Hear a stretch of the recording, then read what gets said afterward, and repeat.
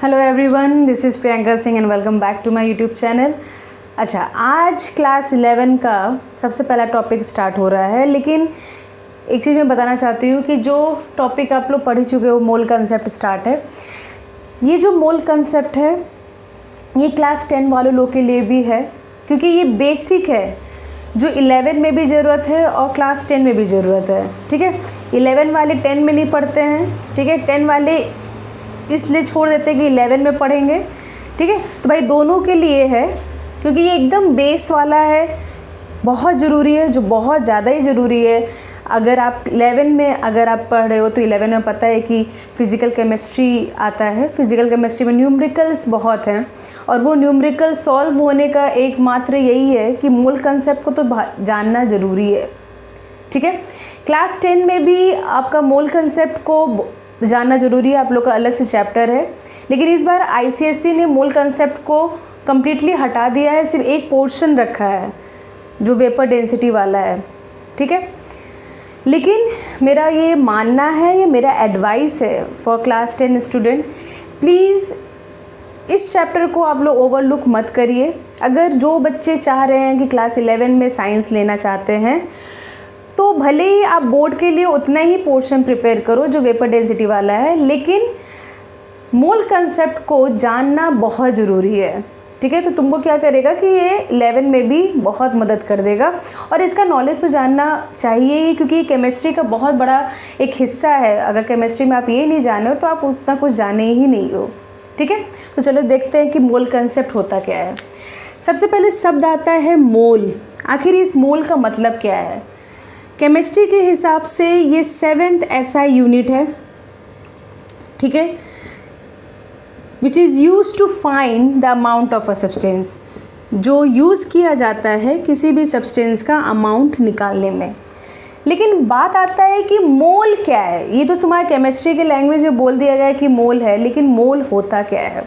तो एक normal daily life example से हम लोग एक एग्जाम्पल ले लेते हैं जो डेली लाइफ में होता है। ठीक है, हम लोग ये वर्ड बहुत सुने होंगे। ठीक है, कहीं भी आप जाते हो, अगर आपको कोई फ्रूट्स लेना है तो आप क्या बोलते हो कि भैया 1 दर्जन दे दीजिए फ्रूट्स। तो जब आप ये शब्द बोल दिए तो सामने वाला आपसे ये नहीं पूछेगा कितना, ये वर्ड वो पूछ ही नहीं सकता है। उसको अल्टीमेटली मतलब ऑटोमेटिकली ये पता चल जाएगा कि आप 12 पीस का डिमांड कर रहे हो। ठीक है, आपके सिर्फ एक शब्द बोलने से कि 1 डजन, ये शब्द बोलने से सामने वाले को ये पता चल गया कि आप 12 पीस डिमांड कर रहे हो, तो वो काउंट करके 12 पीस आपको थमा देगा। ठीक है, ठीक उसी प्रकार केमिस्ट्री में जो हम लोग 1 मोल कहते हैं, जब ये शब्द कहा जाता है तो उसमें कितने नंबर आते हैं? उसमें एवोगैड्रो नंबर ऑफ पार्टिकल आते हैं। ठीक है, उसमें एवोगैड्रो नंबर ऑफ पार्टिकल आते हैं। अगर हम पार्टिकल कहे हैं तो इस पार्टिकल में मेरे लिए सब है, मतलब एटम भी हम मेंशन कर दिए हैं, मॉलिक्यूल भी हम मेंशन कर चुके हैं, आयंस भी मेंशन कर चुके हैं, इलेक्ट्रॉन, प्रोटॉन, न्यूट्रॉन, सब। ठीक है, तो जैसे 1 डजन का मतलब होता है 12 पीस, वैसे ही 1 मोल का मतलब होता है एवोगैड्रो नंबर ऑफ पार्टिकल।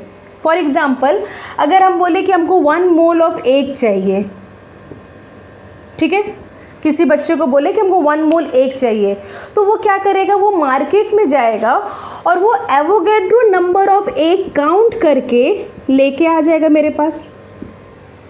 ठीक है, समझ में आया? तो उसी प्रकार अगर हम डिमांड किए कि I want 1 mole of atom, हमको 1 मोल ऑफ एटम चाहिए, तो क्या होगा? अल्टीमेटली हम कितना नंबर ऑफ एटम चाहते हैं? एवोगैड्रो नंबर ऑफ एटम चाहते हैं। ये साइन है एवोगैड्रो नंबर का।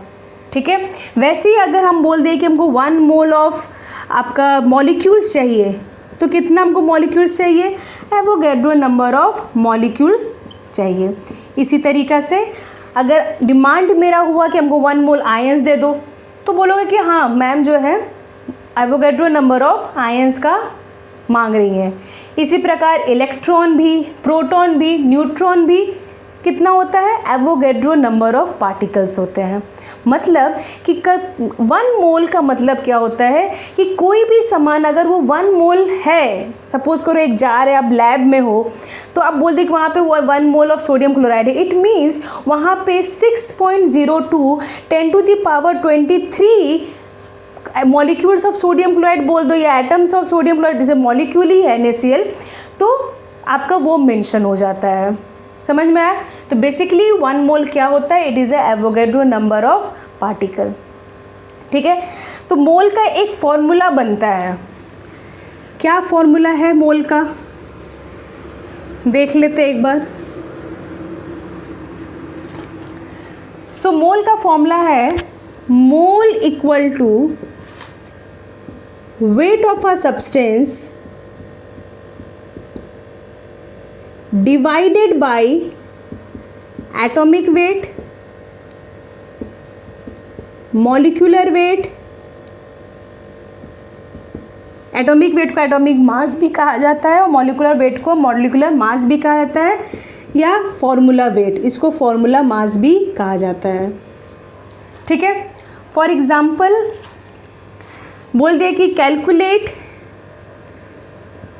Mole of 4 gram of helium, तो 4 ग्राम क्या दे दिया है आपको, एटॉमिक वेट दे दिया है, और हीलियम का मॉलिकुलर वेट कितना होता है, 4 होता है। So we will write 4/4, it means 1 mole. समझ में आया? ठीक है, तो इस तरीके से मोल जो है कैलकुलेट किया जाता है। एक शब्द आपको याद रखना है कि मोल को, जैसे सिक्के के 2 रूप होते हैं ना, वैसे ही मोल के भी 2 नाम हैं। क्या 2 नाम हैं? मोल के 2 नाम होते हैं, इनको 1 ग्राम एटम भी कहा जाता है और इनको 1 ग्राम मॉलिक्यूल भी कहा जाता है। ठीक है, जब वो एटम का मोल पूछेगा तो वो 1 ग्राम एटम वर्ड यूज़ करेगा, अगर वो ग्राम मॉलिक्यूल ये यूज़ कर रहा है तो मतलब वो मॉलिक्यूल का मोल पूछ रहा है। ठीक है, समझ में आ रही है ये चीज़? सपोज को सिर्फ सोडियम पूछा, calculate 1 gram atom of 11 gram of sodium. ठीक है, इट मीन्स वो सिर्फ इस एटम के बारे में बात कर रहा है। लेकिन सपोज करो कैलकुलेट करने को बोला कि calculate 1 gram molecule of, question हम लिख रहे हैं, calculate 1 gram molecule of 9 gram of H2O। Molecule consider किया है इसलिए वो 1 ग्राम मॉलिक्यूल बोला है, ये कुछ और नहीं है। प्लीज़ इसको ग्राम मत समझना, ये मोल ही है। ठीक है, ये मोल का ही एक दूसरा नाम है।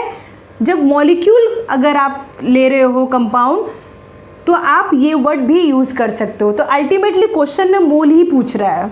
ठीक है, तो इसका आंसर क्या हो जाएगा, वेट दे दिया 9 और आपका मॉलिकुलर वेट हो गया 18, तो आपका ये हो गया हाफ, विच इज़ 0.5। और सपोज करो ये क्वेश्चन अगर हुआ तो क्या बोलेगा, calculate gram atom of sodium. ठीक है, in suppose calculate gram atom of sodium, मतलब अगर बोल दिया कि 11 ग्राम ऑफ 11 ग्राम सोडियम आपका दिया है, तो अब मोल क्या कर, आपको अल्टीमेटली क्या वो पूछा है, मोल ही पूछा है, तो मोल इक्वल टू आपका हो गया 11/23। ठीक है, ये आपका मॉलिकुलर वेट है आपका, या एटॉमिक वेट है आपका सोडियम का। समझ में आया ये चीज़?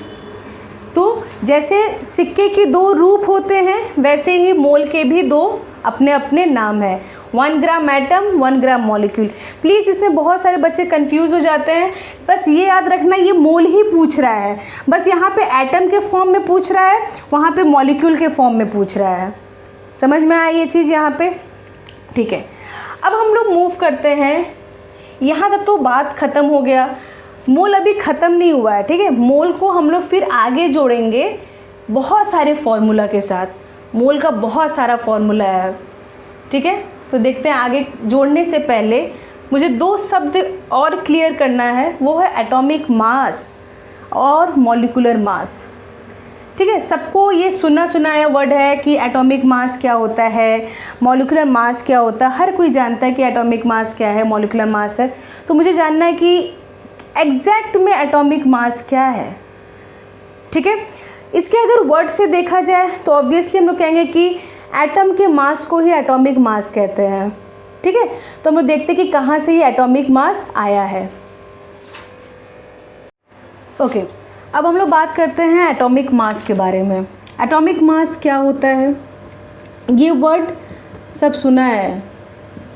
ठीक है, तो एटॉमिक मास के जैसे सबके दो नाम होते हैं ना, घर के भी अलग नाम होते हैं, सब कुछ अलग नाम होता है। एटॉमिक मास को भी बहुत नाम से पुकारा जाता है। चलो देखते कौन कौन सा नाम से पुकारा जाता है।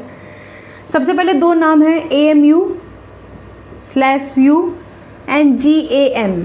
ठीक है, इनको क्या कहा जाता है, एटॉमिक मास यूनिट। इसका फुल फॉर्म है एटॉमिक मास यूनिट, और U को है यूनिफाइड मास।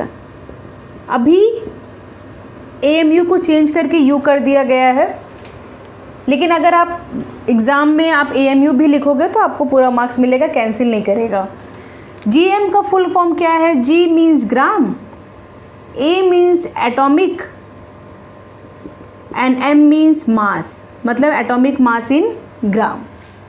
तो what is actually atomic mass is, ठीक है, तो फिर से एक बार डेली लाइफ से कनेक्ट करते हैं, क्योंकि क्या होता है ना, डेली लाइफ से अगर आप साइंस को कनेक्ट कर दोगे तो आपको साइंस बहुत इजी लगने लग जाएगा, क्योंकि सराउंडिंग में जो भी कुछ हो रहा है ना वो साइंस की कारण ही हो रहा है। तो आप डेली हमेशा एक काम करना, कभी भी पढ़ोगे तो कोई भी चीज़ हो आप डेली लाइफ से कनेक्ट करो, आपको देखोगे ये सब चीज़ जो है एकदम क्विकली याद हो जाएगा। तो एक बार चलो कनेक्ट करते हैं। सपोज़ करो कि एक डब्बा है, उस डब्बे में 6 चॉकलेट हैं, 1 2 3 4 5 6। हर एक चॉकलेट का मास है 5 ग्राम, और हमको पूछा गया है कि इस डब्बे का कितना वेट है। तो हमको पता है कि अरे एक चॉकलेट का तो ग्राम मास है 5, तो 6 का तो ऑब्वियसली अगर इसको मल्टीप्लाई कर दिए तो 30 ग्राम हो जाएगा, मतलब कि इस डब्बे का वेट हमको निकल जाएगा 30 ग्राम। क्यों?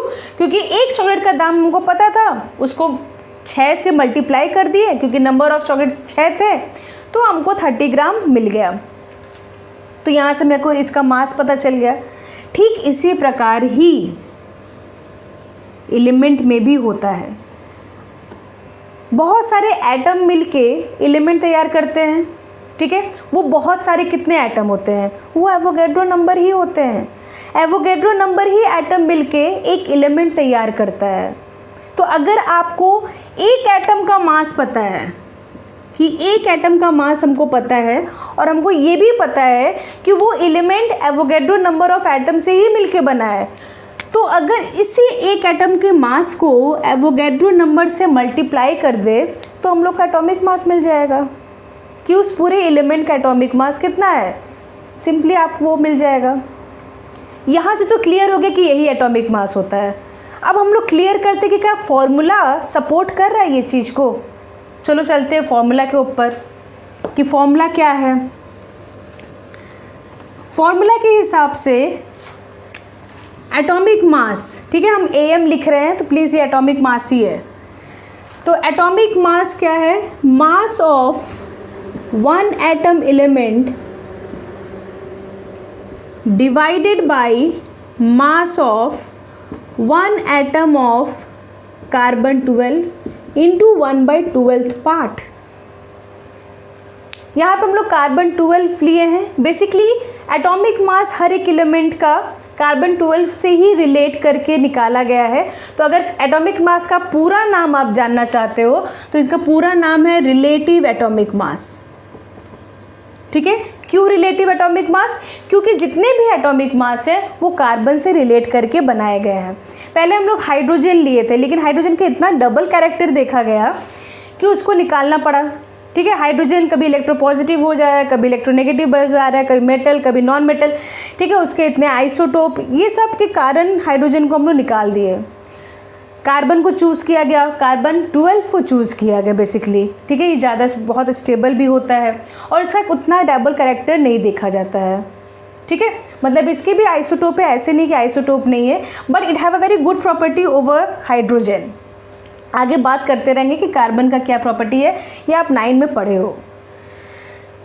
नेक्स्ट देखो, क्या हम लोग कह सकते हैं कि एवोगैड्रो नंबर ऑफ एटम मिलके 12 ग्राम ऑफ कार्बन तैयार किया है, क्योंकि कार्बन का एटॉमिक मास कितना होता है 12 ग्राम, तो ऑब्वियसली इतना नंबर ऑफ एटम ही मिलके तो 12 ग्राम तैयार किए होंगे।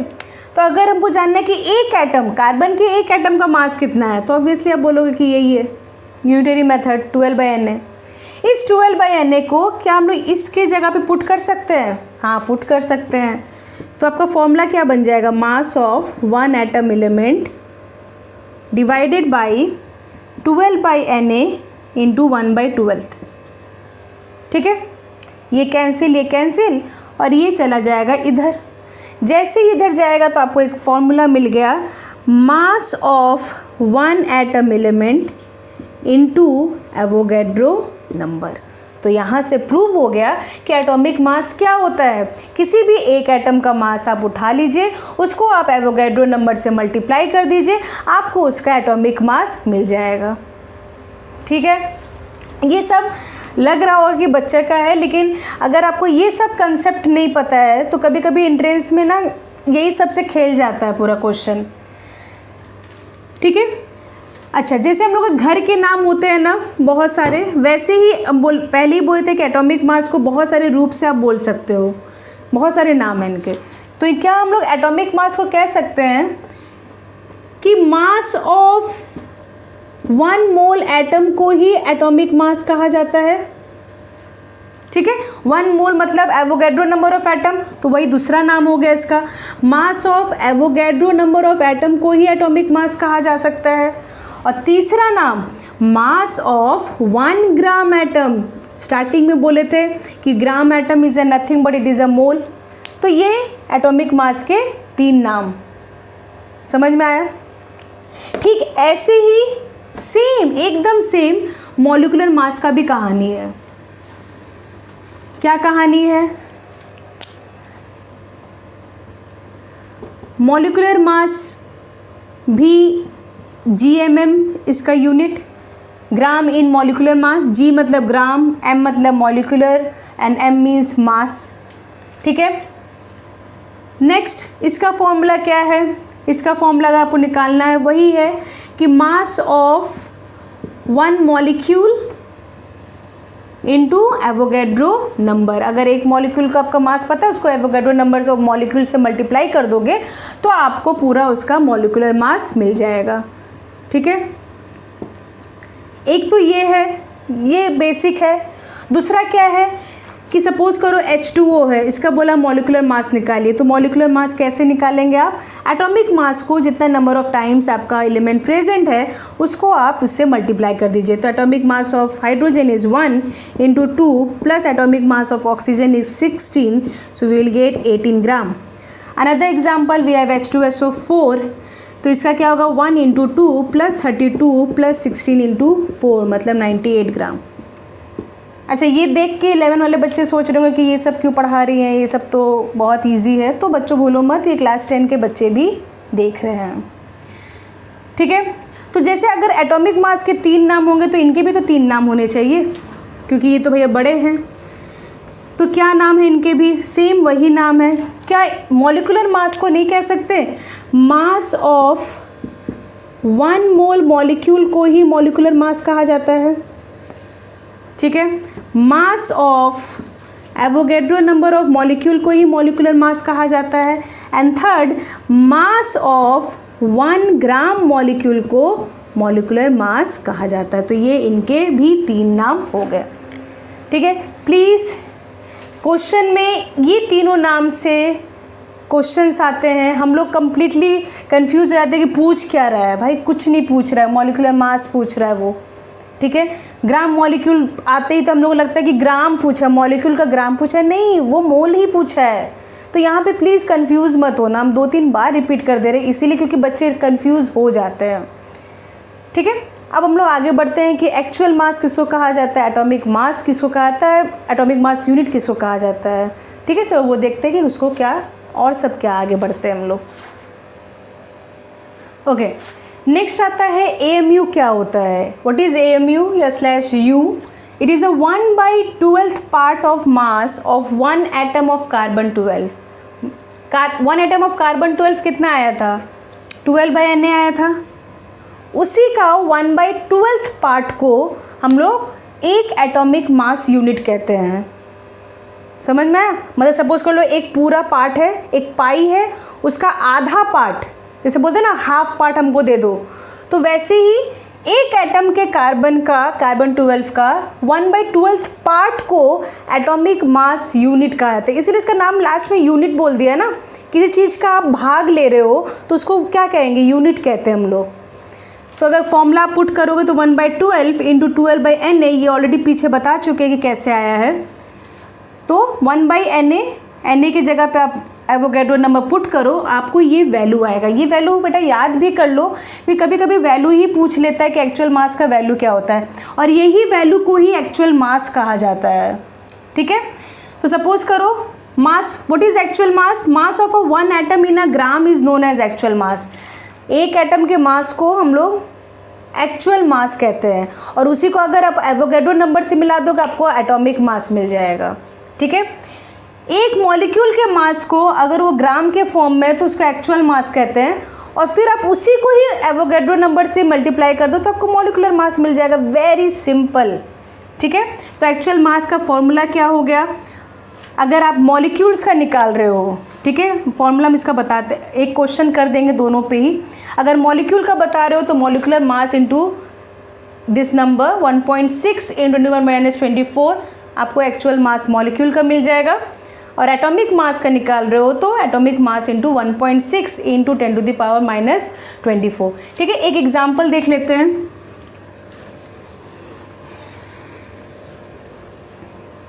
फॉर एग्जाम्पल अगर पूछा है कि एक्चुअल मास वाटर का कैलकुलेट कर दीजिए, तो वाटर का एक्चुअल मास कैसे कैलकुलेट होगा? 18, what is 18 is the molecular mass of water into 1.6 into 10⁻24. ठीक है, जो आपका वैल्यू आएगा वो आपका एक्चुअल मास है. किसका? वाटर का.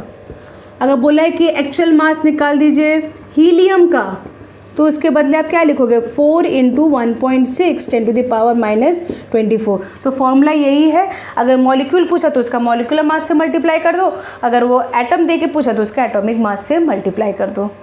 ठीक है, हो गया ये चीज़. अब आता है एक अच्छे नोट के बारे में, जो इम्पोर्टेंट नोट है. अगर पहला note, if mass is given in AMU, अगर AMU में मास दिया है, if mass is given in AMU या U, इसका मतलब है कि सिर्फ एक एटम का मास दिया है, सिर्फ एक एटम का ही मास दिया हुआ है. But if the mass is given in a gram, mass is given in gram, then पूरा 1 मोल एटम का मास दिया हुआ है. ठीक है, ये दो डिफरेंस समझ जाओ. ठीक एप्लीकेबल है आपके मॉलिक्यूल के लिए भी. पहले एटम का देख लेते हैं. अगर मास का यूनिट AMU में दिया है, सपोज करो लिखा है कि 4 AMU, इसका मतलब है कि एक एटम के मास दिया है उसमें. लेकिन अगर लिखा है 4 ग्राम, इसका मतलब है कि पूरा 1 मोल एटम, मतलब पूरा एवोगैड्रो नंबर ऑफ एटम का मास दिया है. ठीक है, this are the 2 basic thing. Same applicable molecules में भी है. If the mass is given in AMU for molecules, तो वो सिर्फ एक मॉलिक्यूल का मास दिया है. और अगर मास दिया है ग्राम में तो आपका पूरा 1 मोल ऑफ मॉलिक्यूल्स का मास दिया है.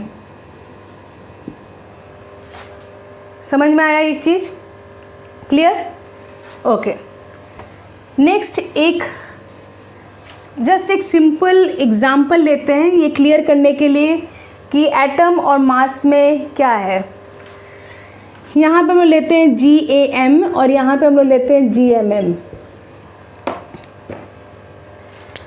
यहाँ पे हम लोग लेते हैं ऑक्सीजन और यहाँ पे हो गया H2SO4।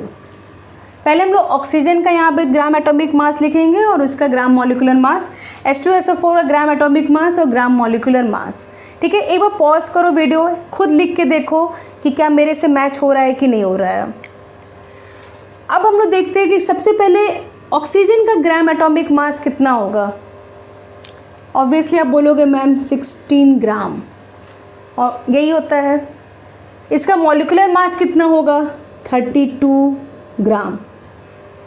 अब बात आता है कि H2SO4 का ग्राम एटॉमिक मास कितना होगा और ग्राम मॉलिक्यूलर मास कितना होगा। H2SO4 का ग्राम मॉलिक्यूलर मास होता है 98 ग्राम। तो इसके एटॉमिक मास कितने हो गए, इसके कोई भी एटॉमिक मास नहीं होंगे। क्यों?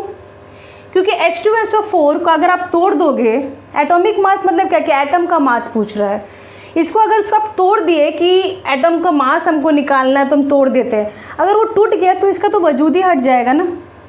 ठीक है, तो H2SO4 का ग्राम एटॉमिक मास नहीं निकलता है, इसका क्या निकलता है, सिर्फ ग्राम मॉलिक्यूलर मास। ऑक्सीजन का क्योंकि O के फॉर्म में भी है पीरियोडिक टेबल में और आपके O2 के फॉर्म में भी है, इसलिए इनके ग्राम एटॉमिक मास भी निकलते हैं और ग्राम मॉलिक्यूलर मास भी निकलते हैं। यहाँ तक क्लियर हुआ? ठीक है, तो ये बेसिक चीज़ है, जानना बहुत ज़रूरी है, इसको इस पर कमांड लाओ। नेक्स्ट अब हम लोग आते हैं मोल के और सब फॉर्मूला में, जहाँ पे हम लोग मोल को मॉलिक्यूल से रिलेट करेंगे, एटम से रिलेट करेंगे, आयन से रिलेट करेंगे, इलेक्ट्रॉन, प्रोटॉन, न्यूट्रॉन से रिलेट करते हैं। ठीक है, चलो देखो, मोल के कुछ फॉर्मूले हैं, अभी और 2 फॉर्मूले लिखना बाकी है। तो सबसे पहले तो मोल का ये फॉर्मूला है, ये बेसिक एकदम मजबूत और यही मेन फॉर्मूला है, इन्हीं से ही ये सब आएंगे। याद रखना है, वेट बाय एटॉमिक वेट या मॉलिक्यूलर वेट, जो जिस फॉर्म में पूछेगा। मोल से पूछा है कि बताओ नंबर ऑफ मॉलिक्यूल कितना है, तो नंबर ऑफ मॉलिक्यूल अगर पूछ रहा है तो आपका फॉर्मूला बनेगा मोल इंटू एवोगैड्रो नंबर। ठीक है, और अगर ध्यान दो तो ये 2 चीज़ हर जगह रिपीट है। तो पहले तो ये यहाँ से याद हो गया कि मोल इंटू एवोगैड्रो नंबर तो होगा ही होगा, तीसरा पार्टिकल चेंज हो रहा है। नेक्स्ट है नंबर ऑफ एटम निकालने बोला, तो नंबर ऑफ एटम कैसे करोगे, मोल तो निकालना ही है, सबसे पहले तो मोल ही बनाना है, multiplied with Avogadro number into number of participating atom. For example बोला calculate number of atom in H2O, तो H2O में टोटल कितने एटम हो गए, 2 हाइड्रोजन हो गए और 1 ऑक्सीजन हो गए, तो मतलब 3। तो यहाँ पे क्या हो जाएगा, 3 हो जाएगा। फॉर एग्जांपल अगर बोला calculate number of atom in 9 gram of water, calculate number of atom in 9 gram of water, तो आपका मोल क्या हो जाएगा 9/18। एवोगैड्रो नंबर, अच्छा एवोगैड्रो नंबर 6.02 10⁻23 है, तो आप इसको 6 × 10⁻23 ले सकते हो, कोई प्रॉब्लम नहीं है। तो 6 × 10⁻23, तो इसमें कितने नंबर ऑफ एटम है अभी बताएं, 2 + 1 3, सिंपल, एकदम सिंपल है। नेक्स्ट हो गया नंबर ऑफ आयंस निकालना, एज इट इज़ है। फॉर एग्जांपल बोला है कि calculate number of ions in 71 gram of NaCl। ठीक है, तो पहले तो इसका मोल निकाल लो, 71 ग्राम ऑफ NaCl का आपका मोल निकाल लीजिए। We have 35.5 and we have 23। ठीक है, तो इसका 77 उसका मोल निकाल लो। मोल निकालने के बाद इसका एवोगैड्रो नंबर से मल्टीप्लाई कर दो। और अब बात आता है ये part, number of participating ion. NaCl को जब आप डिज़ोल्व करते हो तो NaCl कुछ इस फॉर्म में टूटता है, Na positive plus Cl negative. कितने आयंस जनरेट हुए, 2 आयंस जनरेट हुए, तो यहाँ पे आप क्या लिख दोगे, *2। समझ में आया? फॉर एग्जाम्पल अगर बोला कि Al2O थ्राइस, इसमें निकालिए नंबर ऑफ आयंस कितना है, तो इनको जब तोड़ोगे तो आपका क्या बनेगा, 2Al3 plus 3O2 negative. Total ions कितने हो गए, 3 2 5, तो यहाँ पे आपका क्या लिखा जाएगा, 5। मतलब जब जो भी आयंस आपका पूछ रहा है, जो भी कंपाउंड आपका दिया है, ठीक है, उसमें उसको आप तोड़िए आपको देखिए कितने आयंस जनरेट हो रहे हैं, जितने आयंस जनरेट होंगे उतने ही आपको बस वहाँ पे इस नंबर ऑफ पार्टिसिपेटिंग एटम या आयंस के पास लिखना है। समझ में आया ये चीज़? ठीक है, चलो नेक्स्ट फॉर्मूला देखते हैं। Last formula, number of electron निकालो, नंबर ऑफ प्रोटॉन निकालो, नंबर ऑफ न्यूट्रॉन निकालो। तो आपको दिख रहा है कि ये दोनों अभी भी सेम है। ठीक है, ये मोली है। ठीक है, बस अंतर किस में, चेंज किस में, total electron, total proton, total neutron में।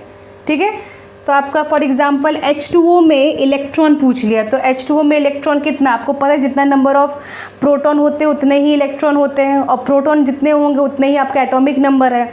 सो वी विल राइट 1 × 2, और ऑक्सीजन का एटॉमिक नंबर हो गया 8, तो आपका हो गया 10। तो यहाँ पे आप क्या लिख दोगे, × 10।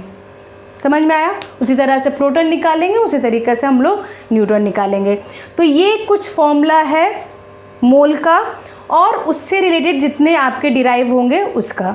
ठीक है, तो यहाँ तक आज रखते हैं। इसके ऊपर 1-2 क्वेश्चंस बनाएंगे, फिर उसके बाद हम लोग आगे प्रोसीड करेंगे। कोई भी अगर इसमें आपको कोई भी डाउट है, then just write your doubt in a comment section, उसके बाद डिस्कस किया जाएगा वो डाउट को। तब तक के लिए please do like, share and subscribe to my YouTube channel. ठीक है, नेक्स्ट क्लास में मिलते हैं। चलो बाय।